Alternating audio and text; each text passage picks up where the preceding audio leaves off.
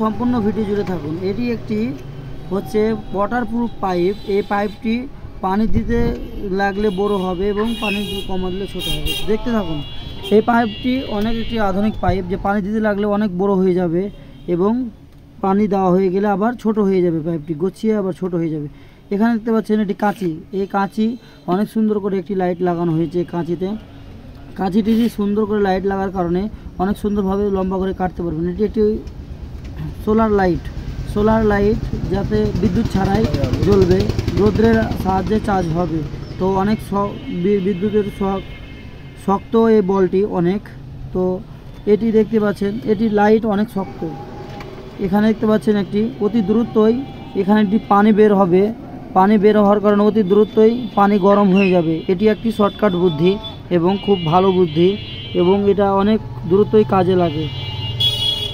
এটি একটি বিল্ডিংয়ের জন্য লাইট। এটি একটি সোলার লাইট। এই সোলার লাইটটি জায়গা মতন সেট করে নিয়ে হলে সুন্দর করে গ্যান্ডিং মেশিন করে দিয়ে, দেখতেই পাচ্ছেন অনেক সুন্দরভাবে রাত্রে আধারে জ্বলে গেছে।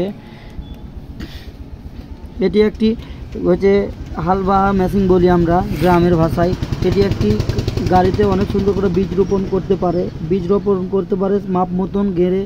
এখানে দেখতে পাচ্ছেন, এখানে চায়না ভাই এখানে কিভাবে চুল কেটে নিচ্ছে নিজে একাই সুন্দর করে গোল করে কেটে নিল। এই মেশিনটি অনেক অত্যাধুনিক, স্বল্প খরচে একবার খরচ করলেই আপনার ইনকামটা কমে যাবে, লাউয়ার কাছে যেতে হবে না আর। এবং বগলের চুল এবং সাইডের চুল সবগুলোই কেটে নিতে পারবেন। এখানে আরেকটা বুদ্ধি দেখুন, কিভাবে একটি বীজ রোপণ করতে হয়। মাটির উপরে ক্যাচ করে ভরে দিল, এখানে টাইট করে দিল নাটটি। এখানে বীজ রোপণ করার জন্য বীজগুলো দিয়ে দিল। এখানে একটি লাথি মেরে এভাবে কপিয়ে দিয়ে দিলে আপনার বীজগুলো রোপণ করা হয়ে যায়। এখানে দেখতে পাচ্ছেন চাইনিজদের অটোমেটিক প্লাস্টিকের খাবার।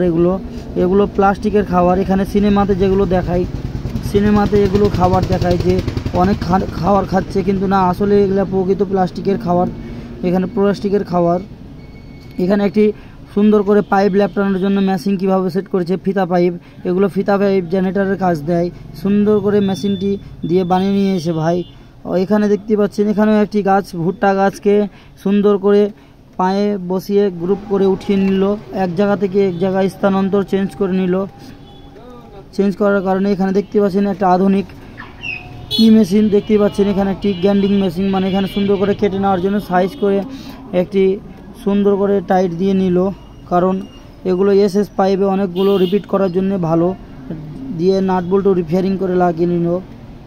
এখানে দেখতে পাচ্ছেন এখানে একটি প্লাসটা অনেক ভালো, অত্যাধুনিক। এখানে চাপ দিয়ে একটি দুবরা ঘাসকে উঠিয়ে নিয়ে আরেক জায়গাতে স্থানান্তর চেঞ্জ করে নিতে পারবে এবং একটি জায়গা পরিষ্কার করতে অনেক